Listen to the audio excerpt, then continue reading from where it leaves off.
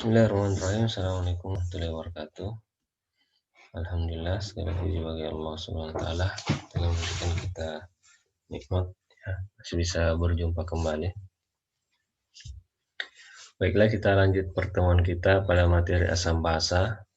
Ya, pekan lalu kita membahas tentang teori-teori asam basa. Yang pertama itu Arrhenius, ya. Yang kedua adalah Bronsted-Lowry, ya.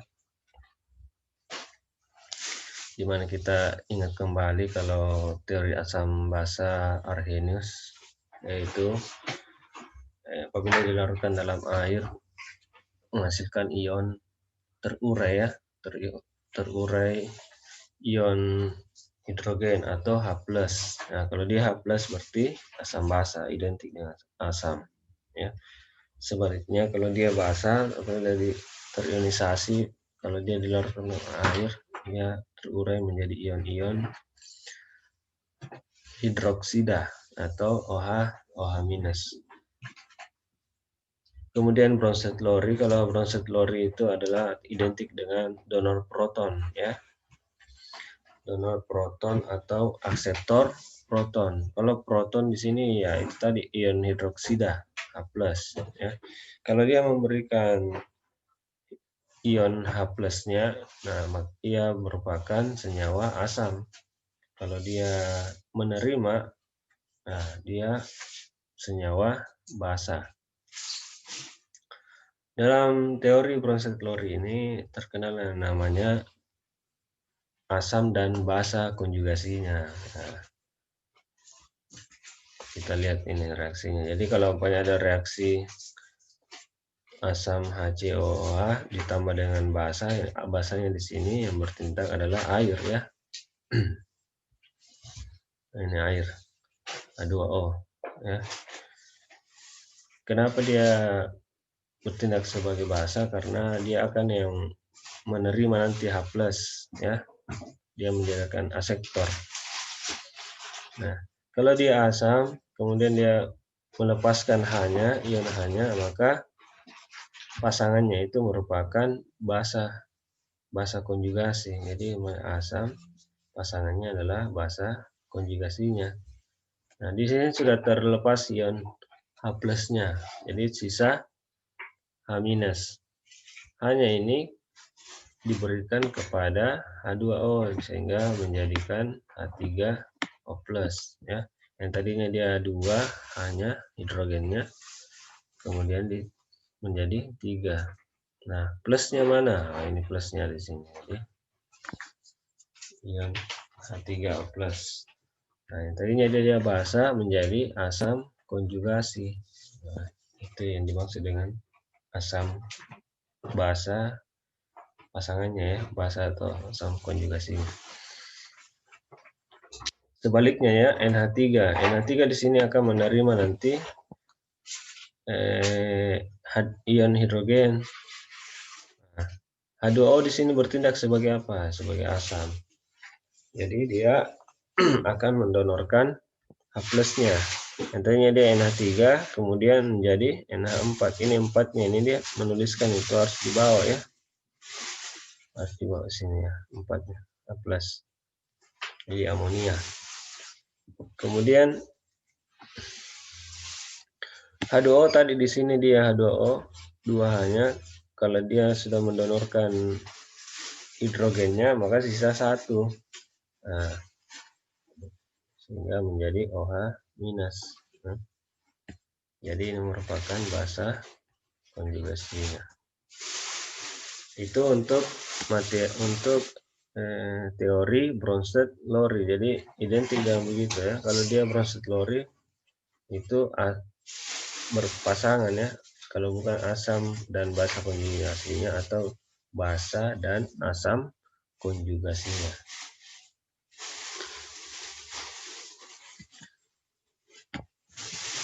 Kemudian kita masuk pada menentukan asam basanya ya. Kalau secara umum kita bagaimana cara menentukan ini senyawa punya ada suatu larutan ya. Kita mau tahu apakah ini asam atau basa ya.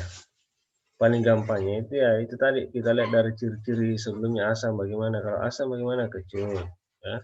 Kalau basa bagaimana pahit, ya itu kita tahu itu dengan cara langsung kita dengan indera pengencar. Tapi kalau di lab itu tidak boleh ya, jangan sekali-sekali senyawa kita rasa langsung dengan asam ya. Itu ada kita gunakan dengan alat atau bahannya itu merupakan indikator, indikator ya.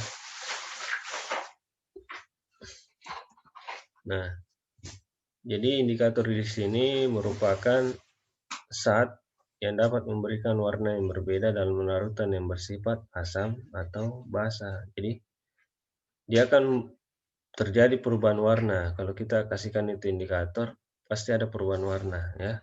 Macam-macam indikator. Yang pertama itu adalah indikator alami ya. Nah, ini indikatornya. Tapi kita lihat dulu indikator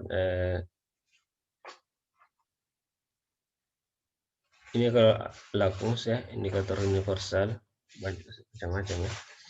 Jadi kalau lakmus itu rentangnya pH-nya ya pH dulu ya. Kita ada kalau asam dan basa itu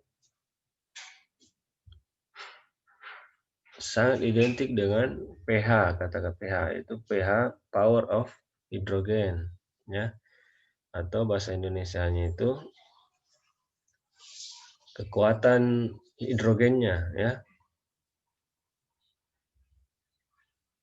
atau kekuatan asamnya, kekuatan asam ya.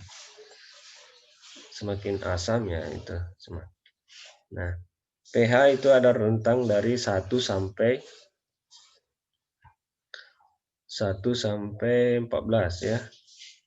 Rentang pH itu 1 sampai 14. Nah, 1 sampai 7 itu asam. Kemudian 7 sampai 14 itu basa. Jadi semakin ke sini semakin asam ya. Ini kemudian netral 7 ya. Kalau dia ber-pH 7 itu netral. Kemudian kemarin ke 14 itu basa ya.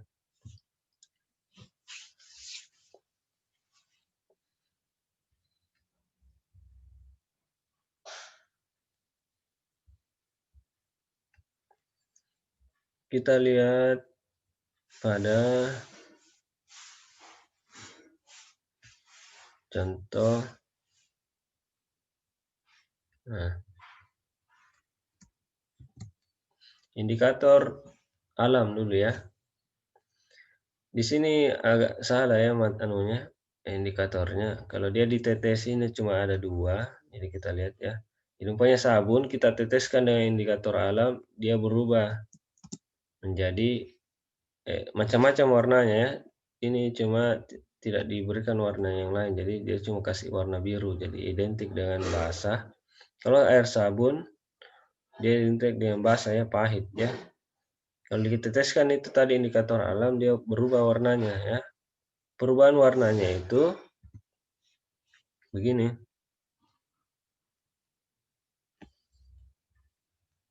Jadi seumpama, nah ini. Nah, kalau diteteskan kubis merah, ya ini indikator alam ini ya, kubis merah. Jadi sayuran ini. Kalau diteteskan tadi senyawa itu berubah menjadi hijau, ya itu merupakan larutan basah, ya. Kalau dia diteteskan kubis merah ke larutan tersebut, dia berubah menjadi merah muda, ya dia bersifat asam, ya. Kubis merah itu warna aslinya atau larutannya itu ungu ya, ungu atau merah lembayung. Ada juga bunga sepatu, kemudian bunga mawar, bayam merah, kunyit, dan geranium. Ini merupakan indikator alam ya, indikator alam. Jadi larutan yang bersifat bisa mengetahui bagaimana tingkat keasaman suatu larutan. Ini bisa kita ketahui itu untuk indikator alam. Jadi macam-macam nanti warnanya ya. Begini warnanya dia. Nah, selanjutnya.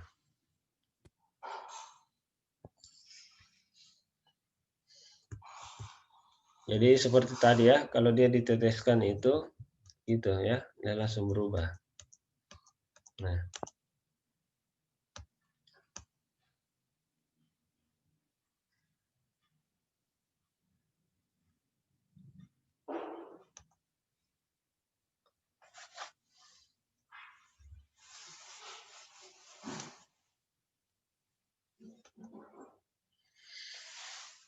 Nah, selanjutnya yang kedua itu ada namanya kertas pH atau kertas indikator universal. Nah, kalau ini universal, dia seperti begini ya.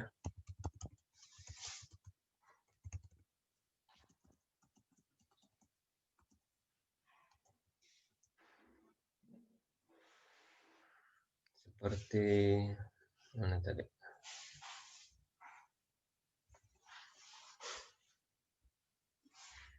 Nah, ini dia. Ya, ini namanya indikator universal. Ini adalah lakmus ya. Ini lakmus. Jadi lakmus itu hanya dua, yang warna merah dan warna biru. Kalau dia merah, sebentar kita kasih ilustrasinya. Kita bicara dulu tentang indikator universal tadi.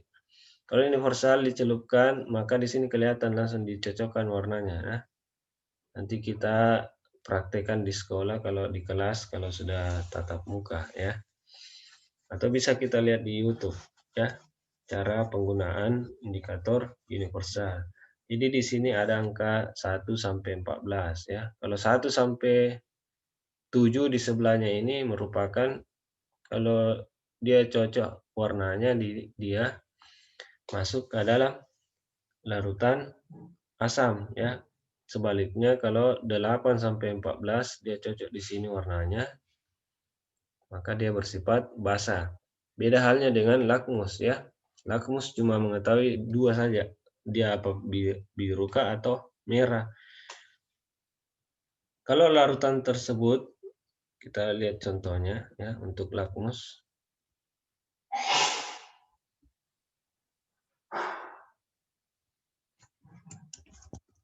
Kita lihat contohnya kalau lakmus ya. Nah, ini ada larutan dua di sini ya. Di sini larutannya warnanya sama semua ya. Mau putih kah, mau apa ya. Nah, kalau kita siapkan lakmus yang berupa biru ya.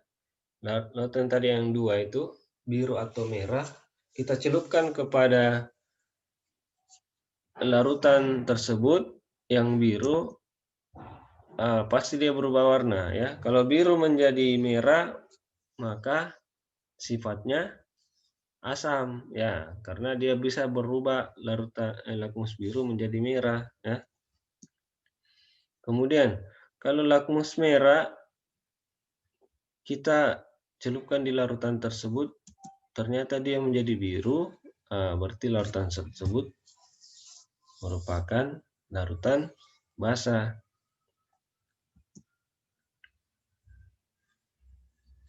Nah, kita kasih contoh ya, umpamanya air sabun. Air sabun lakmus merah kita kasih turun. Wah, ternyata air sabun. Jadi dia bersifat basah ya. Kemudian kalau lakmus biru kita celupkan di air sabun, tidak berwarna ya, karena dia tetap, berarti dia kita harus uji lagi dengan lakmus merah tadi. Oh, ternyata dia warna biru, jadi dia merupakan senyawa basah. Cuka, lakmus merah kita kasih turun ke air cuka, warna merah, lakmus merah. Nah, dia tetap. Nah, kita coba dengan lakmus biru, ternyata dia merah. Oh, ternyata dia senyawa asam. Nah, kalau pH meter itu merupakan alat ya. Ini alatnya digital ya. Jadi kita sisa kasih masuk alat tersebut, maka langsung tertulis di situ angkanya ya, pH meter.